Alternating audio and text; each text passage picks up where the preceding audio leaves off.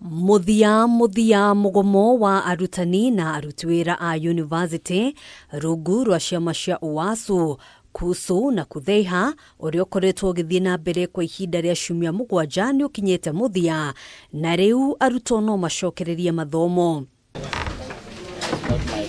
Thutha wa mishemanio kiheri iria koretwo ikirigiriria na kwaga kuiguithaniria uria kigina kia muigana wa shiringi bilioni 7.9 kuri ciama ici ukurihwo, umuthi mushemanio wao ni uciarire matunda, ciama ici igikira kirore ngirimiti ya kurihwo mbeca ici thiini wa MATINA MEERI gatagati ka mweri uyu na mweri wa gatandatu mwaka twerekeire wa 2026 o itena rikirihwo gicunji kia 50 hari igana. The unions accepted the two first payment, first payment of 3.85 billion towards the end of this year and after the first supplementary, and the second payment will be in the financial year of 2026-2027. We consider the firm commitment by the National Treasury in Parliament and balance against the interest of more than 600,000 students and the survival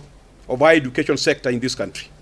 UASU has made concession and hereby calls off the strike. Kuringana na mwandiki munene wa kiama kia UASU Constantine Wesonga, ona gukorwo matanya mao makurihwo kigina giki thiini wa itena rimwe matina kinyanira, mari na mwihoko munene na thirikari gukinyaniria ngirimiti yao ya umuthi. It is upon the government that you honor what we have signed here today. And if you honor what we have signed today, I want to commit that there shall be no strike called by UASU up to 2030. But if you don't honor this agreement, I'll call even a strike next week.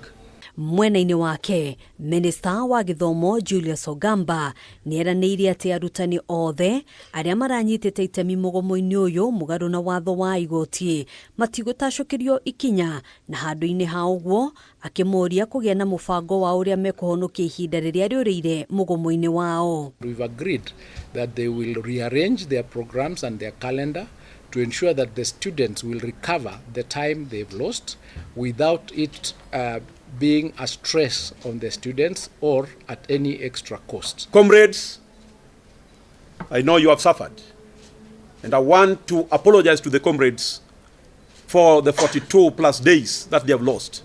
However, our members have committed that they are going to recover the lost time fully. Hamwe noguo, Ministry ya Githomo niiraniire kwambiriria mierio ya ukinyaniria wa ngirimiti njeru ya uruti wa wira ya mwaka wa 2025-2029 niguo kuhita migomo ingi yumiria matuko-ini meguka.